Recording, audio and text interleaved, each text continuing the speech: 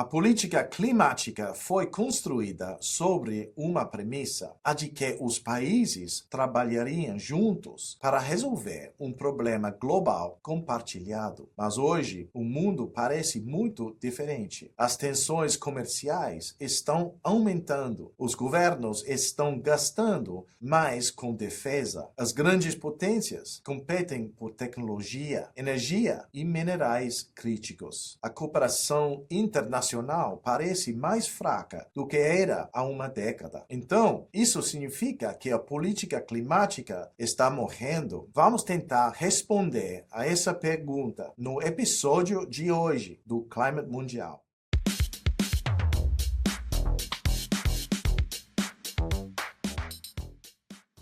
A política climática está verdadeiramente morrendo? Eu não acredito que sim. Deixe-me explicar por quê. O que está chegando ao fim não é a política climática em si, mas um modelo mais antigo de política climática que dependia fortemente da ideia de cooperação global cada vez mais profunda. Um novo modelo está surgindo. Os países continuam perseguindo metas climáticas, mas estão fazendo isso cada vez mais sob a ótica da competitividade, da política industrial, da segurança energética e do interesse nacional. Podemos ver isso nos Estados Unidos, onde o apoio às tecnologias limpas é frequentemente justificado em termos de manufatura e competição estratégica. Podemos ver isso na Europa, onde a política climática está cada vez mais ligada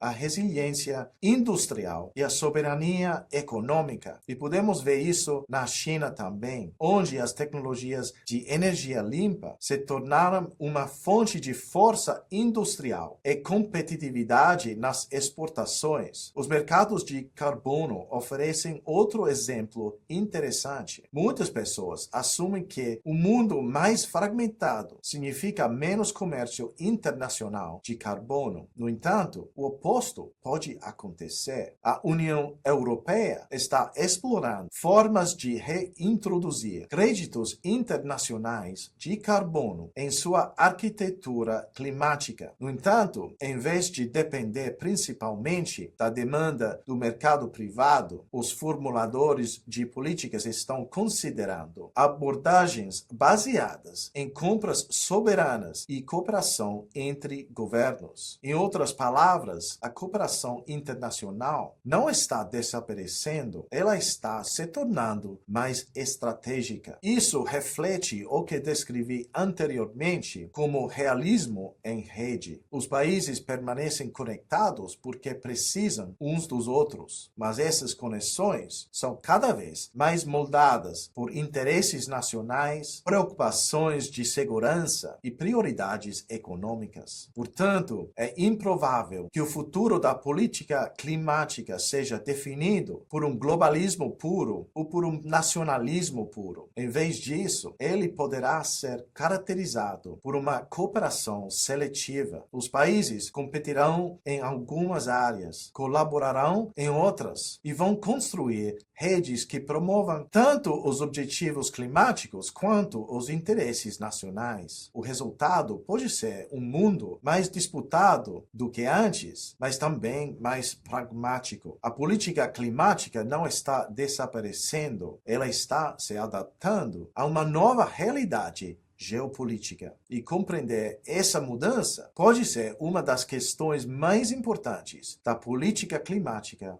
nesta década.